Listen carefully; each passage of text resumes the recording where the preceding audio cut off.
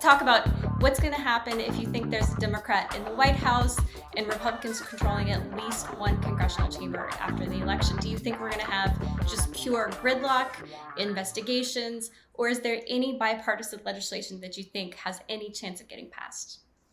Well, I would hope for the latter, but the indications I've heard, unfortunately, I'm bracing for the former. And I would say right now, if Republicans take over the House, which I think anyone who's moored in reality would say is, I think, about at least a 90-95% chance right now.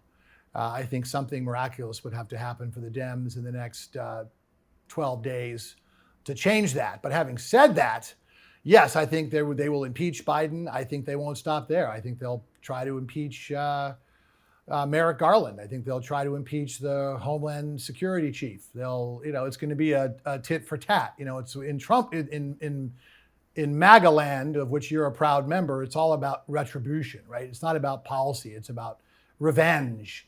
So yes, I think that is going to happen. And Kevin McCarthy, as I'm saying, I think he's spineless, and I think he's immoral, and he just cares about power, and he's not going to stand up to these people because again, I've never seen a group of voters, a group of politicians more terrified of their own voters than today's Republican Party.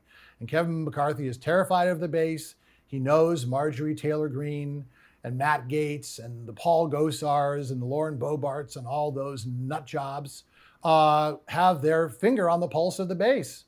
And so he's going to have to, on a good day, acquiesce, and on a bad day, go along with what they want. So I think we're going to brace ourselves for more gridlock. And I might add that Biden has at least passed some bipartisan stuff, and he's tried to pass some other bipartisan stuff. Some of it was not bipartisan, but there have been some efforts. But to answer your question, I am not optimistic unless we get a different Speaker of the House. And if the Republicans win by, I'd say if they have more than a 10 or 15 seat majority, then I think, unfortunately, McCarthy's a lock.